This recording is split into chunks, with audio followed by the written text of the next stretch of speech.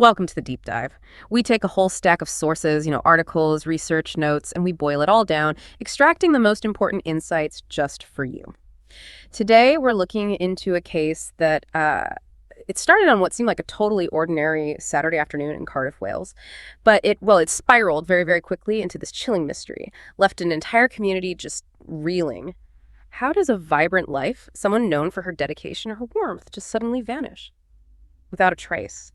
And then how does a week of frantic searching, desperate appeals for any information lead to this shocking discovery? A discovery that was, in a way, right under everyone's nose all along. What happens when the familiar suddenly becomes frightening? When those lines between what you know and what you thought you knew just completely blur, and these really unexpected, jarring details start coming out. So our mission today is to meticulously unpack the facts surrounding the disappearance and the tragic passing of Paria Veisi. This case unfolded with honestly startling speed right there in Cardiff. It left this palpable void, this deep sense of loss in the community, and it raised some really crucial questions about the hidden complexities that can exist behind familiar doors. We're going to examine the investigation, how quickly it progressed, the profound human element at the heart of it all, and pull out the most important insights from the reports we've looked at.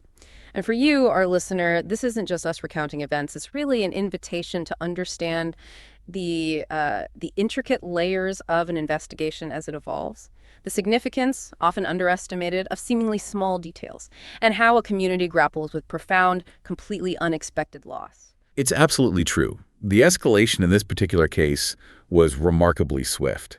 From what initially looked like a missing person report, maybe someone needing some time away. Yeah. It transformed into a full-blown murder investigation in, a matter of days. Exactly, just days. And that speed, it genuinely underscores just how critical those early leads are for investigators. You really see how quickly the urgency ramps up when those initial, maybe subtle red flags start to appear. That's what prompts the police to commit significant resources almost immediately. It's really a testament to how quickly an investigation can pivot when the core assumptions about someone's disappearance are suddenly challenged. Okay, so let's start by understanding who Paria Veisi was before all this happened. She was 37 years old, a businesswoman, a company director living and working in Cardiff, seemingly very established. And from everything we've read, she was someone who genuinely brightened the lives of people around her. She's consistently described as having many smiles, a kind, caring, and vibrant soul. Friends, colleagues, they talk about her dedication and warmth. They emphasize she was caring, selfless, and always ready to help. Just sounds like a wonderful person. She was originally from Iran, but had built this successful life, forged strong connections there in Cardiff. And I think what makes her sudden disappearance so deeply unsettling is just how relatable she seems.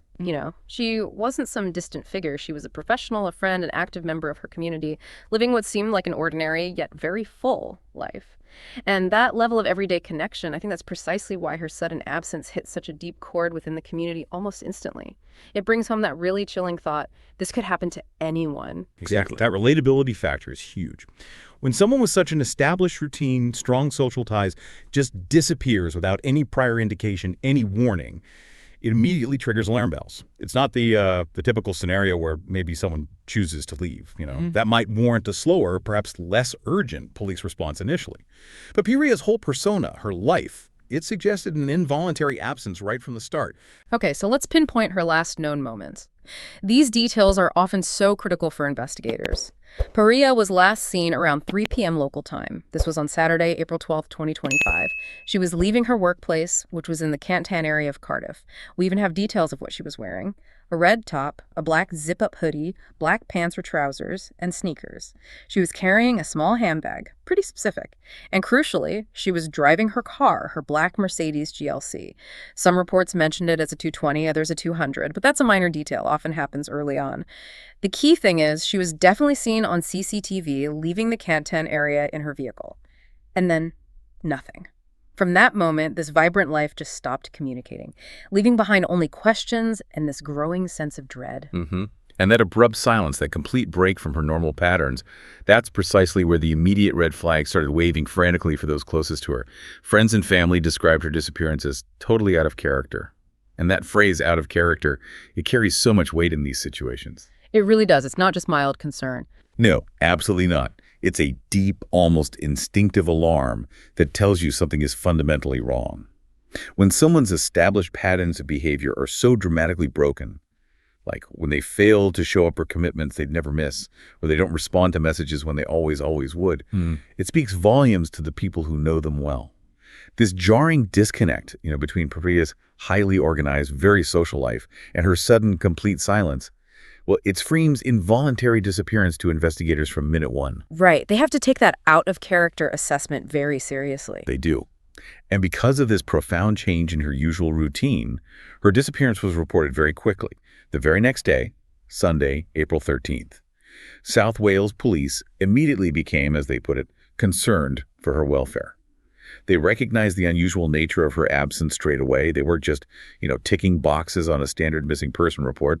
They clearly understood the inherent urgency here. And the community's reaction was also immediate, wasn't it? Oh, absolutely. And what's particularly significant here is how quickly the community rallied.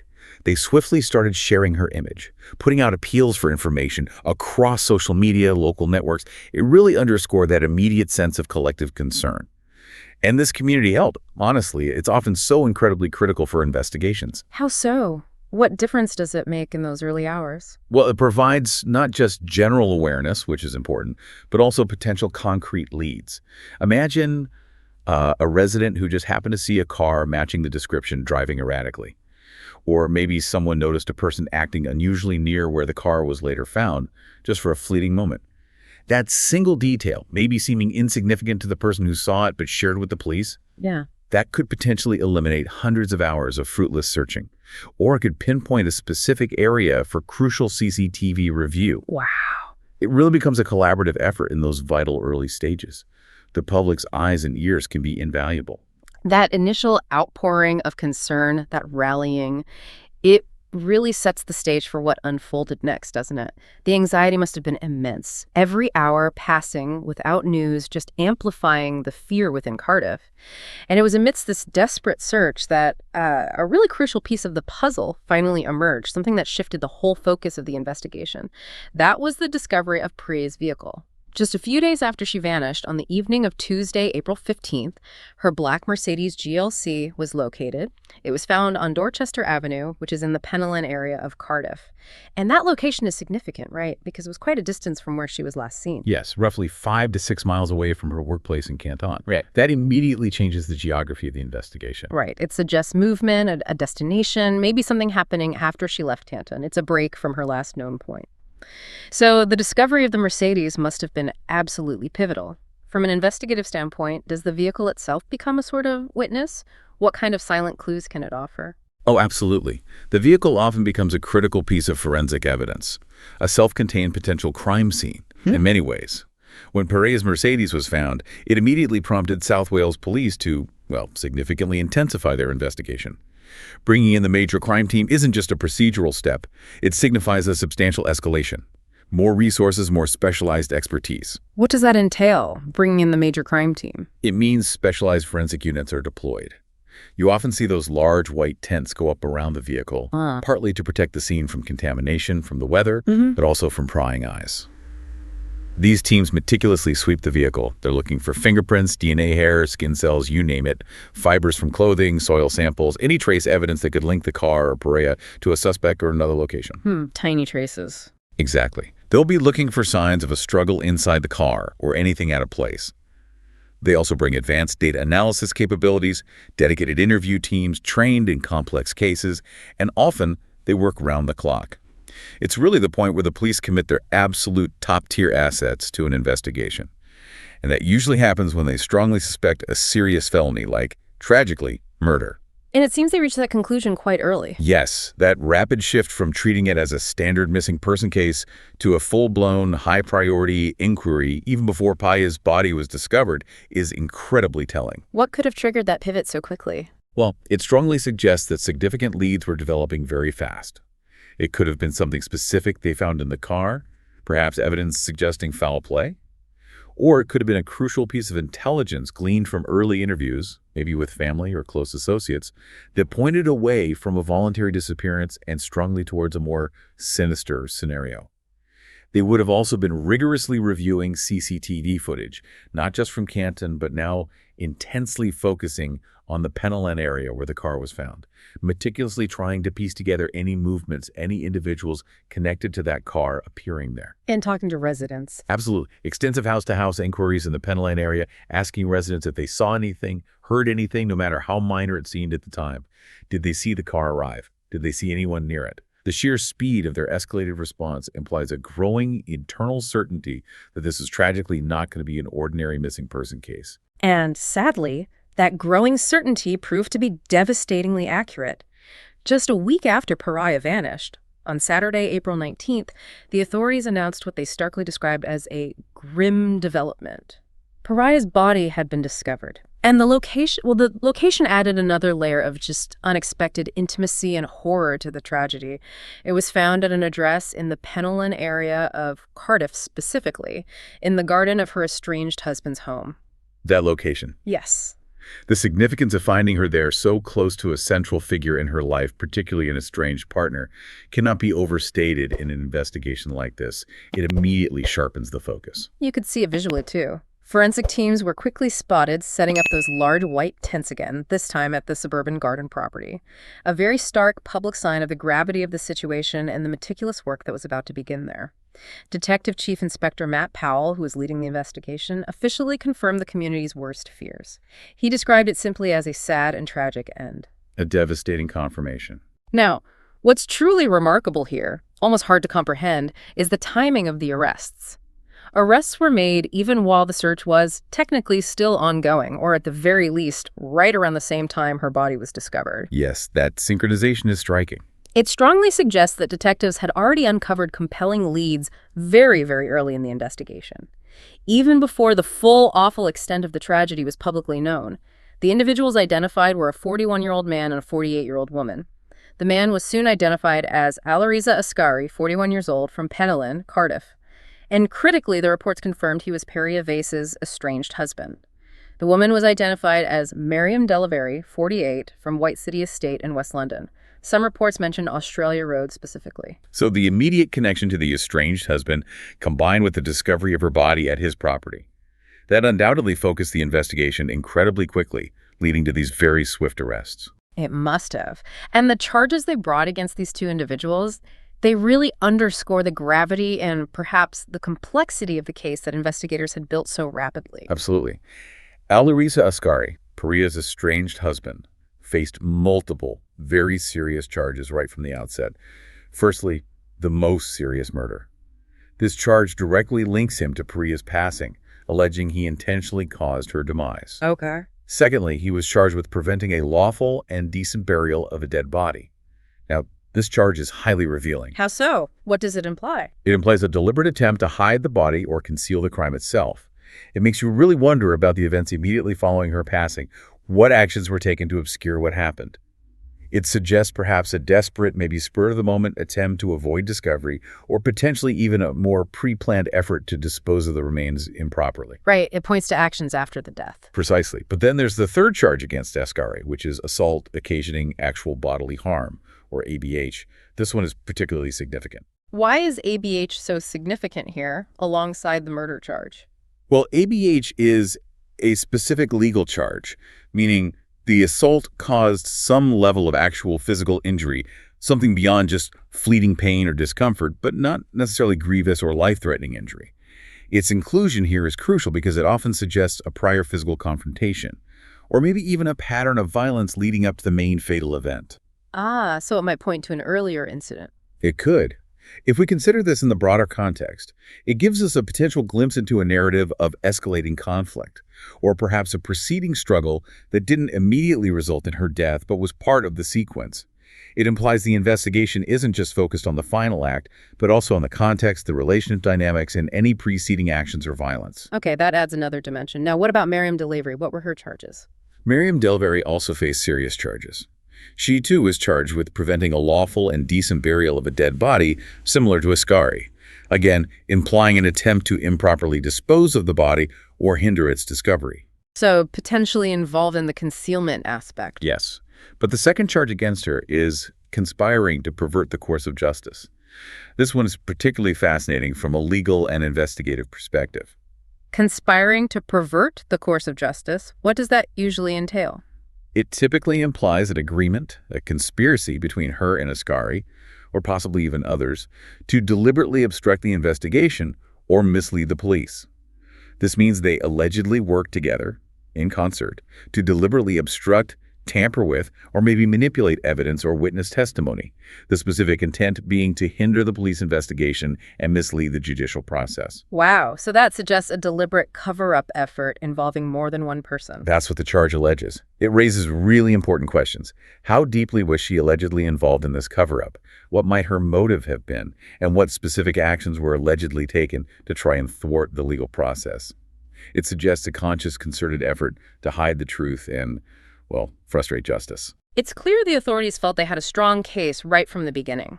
The speed of the legal process seems to underline that. Both Alariza Ascari and Miriam Delaverry appeared at Cardiff Magistrates Court on Saturday, April 19th. That's the very same day Priya's body was discovered. That speed is highly unusual. It really underscores the gravity and the perceived strength of the initial evidence gathered by the police. They must have felt very confident in the links they'd established. And they were both remanded in custody straight away, right? No bail. Correct. Remanded in custody. That means they were held without bail, which is common practice for such serious charges, especially murder. It reflects concerns about potential flight risk, interference with witnesses, or perceived danger to the public. And another court appearance was scheduled almost immediately. Yes, very quickly, for the following Tuesday, April 22nd, at Cardiff Crown Court. This signals the case's rapid progression up through the judicial system. It was moving at an astounding pace, reflecting that immediate perceived strength of the evidence. So the legal wheels were turning incredibly fast. Did we learn more official details about how Paria passed away soon after? Yes, further official details emerged when an inquest was formally opened.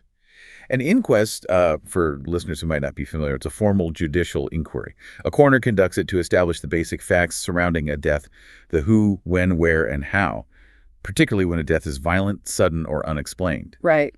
So on Thursday, May 15th, an inquest into Paria's passing was held at Pontypridd Coroner's Court, and it was at this hearing that the provisional cause of death was revealed: stab wounds to the neck and upper chest. Oh, wow. Okay, that's the first official confirmation of the manner of her death. Very stark. Extremely stark. It offered that first official painful insight into the violent nature of her passing.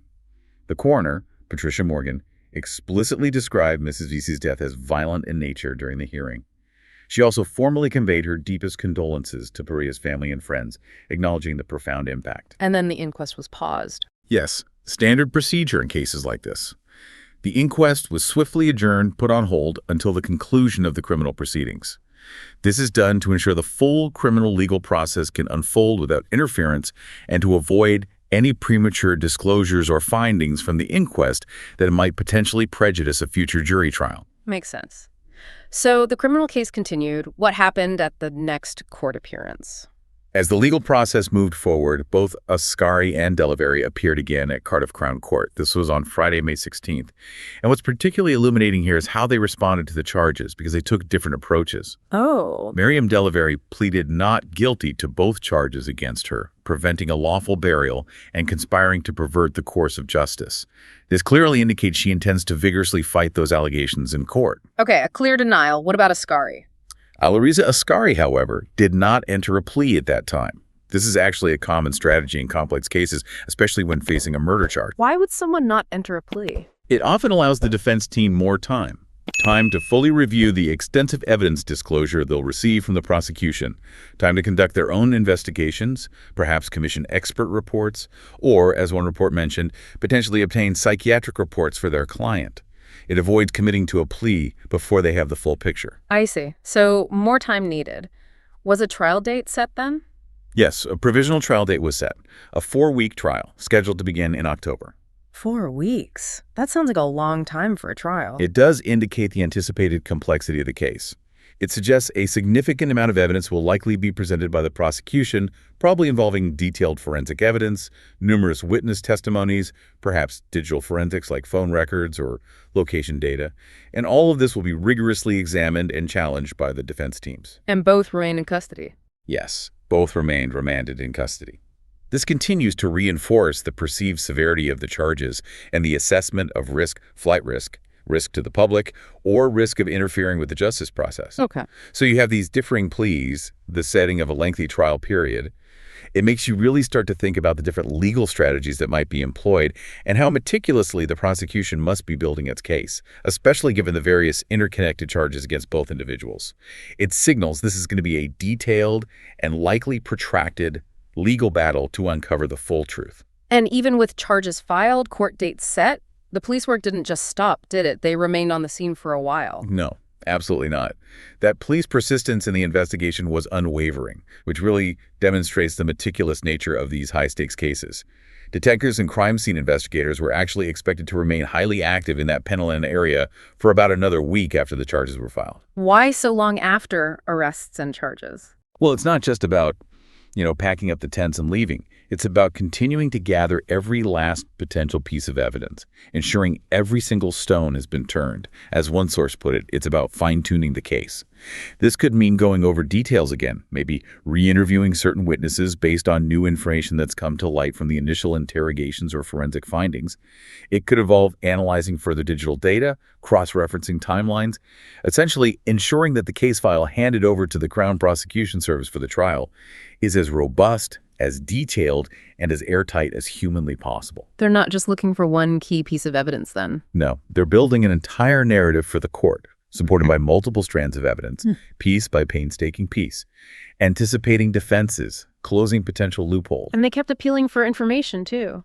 Yes, DCI Powell reiterated that call for anyone with information, emphasizing again, no matter how insignificant they think it might be, please contact them. It's that powerful, consistent reminder that every detail could potentially matter in a complex investigation like this. It really underscores that justice often relies on the collective eyes and ears of a community.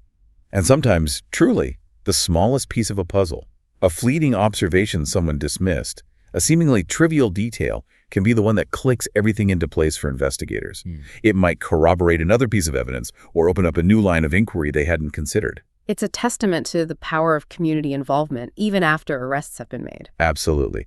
And that collective impact of the community, both in helping the investigation and then dealing with the aftermath, is so profoundly evident in this case. DCI Matt Powell's statements, they really conveyed the shock and sadness that was felt, not just by Paria's immediate family, who must have been devastated, but by the whole local community in Cardiff. It wasn't just a news story for them. No, this wasn't a tragedy that happened in isolation somewhere distant. It resonated deeply throughout the city, highlighting that shared sense of humanity, that vulnerability.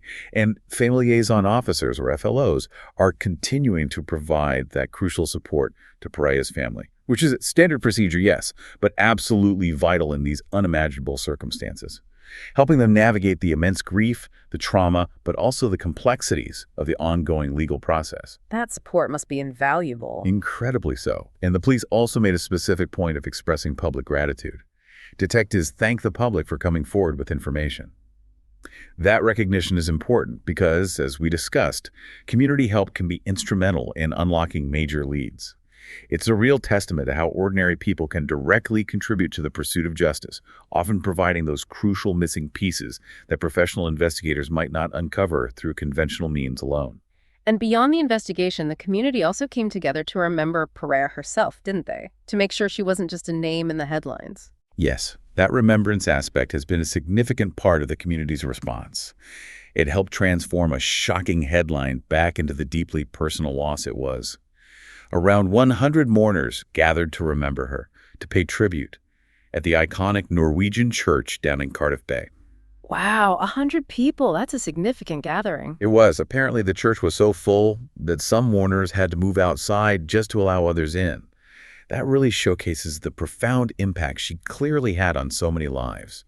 It was this tangible demonstration of how loved and respected she was within her community. And there were personal tributes, too. Yes. One of Maria's close friends, Sarah Veisi, offered a particularly poignant tribute.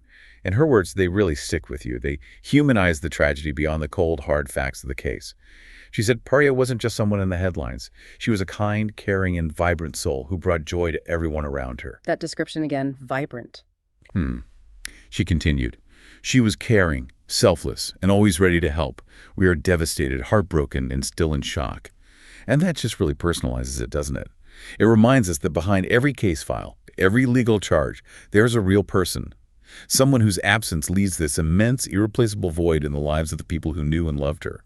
It helps you understand the sheer depth of the loss felt by her friends, family, and the wider community. Absolutely. It's crucial to remember the human cost. And when we try to connect this individual tragedy, this very personal loss, to the broader picture, well, Paria's case, while deeply individual, sadly does echo broader societal issues.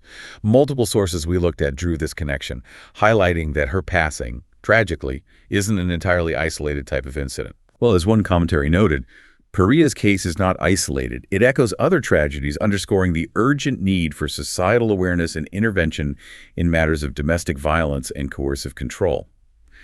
And that's a really crucial takeaway, isn't it? It compels us to look beyond the immediate facts of this specific crime and consider the underlying societal vulnerabilities, the patterns that might enable such tragedies to occur. So it serves as a reminder of wider issues. A very stark reminder. The tragic end of Paria Veisi highlights the pervasive issue of domestic violence and the often hidden nature of such abuse. It speaks directly to the importance of community awareness, early intervention, and support systems for those at risk. Globally, cases like Paria's unfortunately resonate, emphasizing the universal need for vigilance and action against domestic abuse. What does that mean in practical terms, vigilance and action? It means understanding that domestic violence, coercive control, these things often operate hidden in plain sight. Behind closed doors, yes, but potentially visible through subtle behavioral changes in individuals we know, shifts in dynamics, patterns of isolation. It compels us, I think, to consider how we, as a society, as communities, even just as individuals, can better equip ourselves to recognize these potential signs, and crucially, how to offer support or know where to signpost support, perhaps before a situation escalates to such a devastating degree. That really does raise an important question for you, our listener.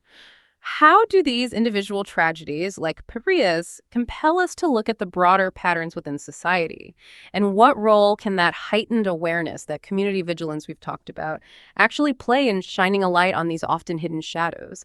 It's about moving perhaps from empathy, which we all feel, towards understanding, and then potentially towards collective action or awareness in our own communities. So let's recap. We've taken a deep dive today into the really rapidly unfolding story of Paria Veisi. From her sudden disappearance on April 12th, just leaving work on a Saturday afternoon in Cardiff, to the truly shocking discovery of her body just 1 week later, found in her estranged husband's garden. We've covered the swift arrests that followed and the incredibly serious charges laid against her estranged husband, Alireza Asghari, and also against Mariam Delaverry. This is a story that just developed with remarkable speed, moving from a missing persons report to a full murder investigation in only a matter of days. And the legal process is now firmly underway, heading towards that provisional trial set for October. And while those arrests, they provide some immediate answers, some sense of accountability starting, and a clear path forward now for the justice system. The full nuances, the why and the how of exactly what happened, those are still very much unfolding through the courts. The specific charges laid, particularly that charge of assault occasioning actual bodily harm against Asghari, and the charge of conspiring to pervert the course of justice involving Delaverry. These really suggest complexities, possibilities that go beyond just the singular final act. Right, hinting at more to the story. Exactly. These details prompt us to consider the full sequence of events, what led up to her passing, and what was the full extent of the efforts allegedly made afterwards to conceal what happened. The court proceedings, hopefully, will, in time, illuminate these details much more fully. They should bring a more complete picture to light and ultimately define the full extent of responsibility. Paria Veisi's story is just such a somber reminder of the shadows that can sometimes lurk behind seemingly familiar doors, even in quiet, ordinary suburban communities. It leaves us with a difficult question, doesn't it? What does it mean for us as informed citizens, as neighbors, as friends, to truly understand the signs of distress in our communities?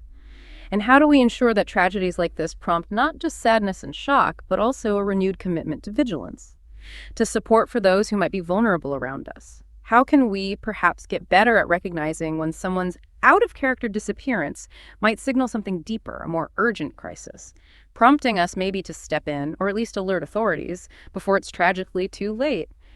It's a question, I think, that stays with you long after the facts of the case are laid bare, urging us all perhaps to remain observant and compassionate and aware.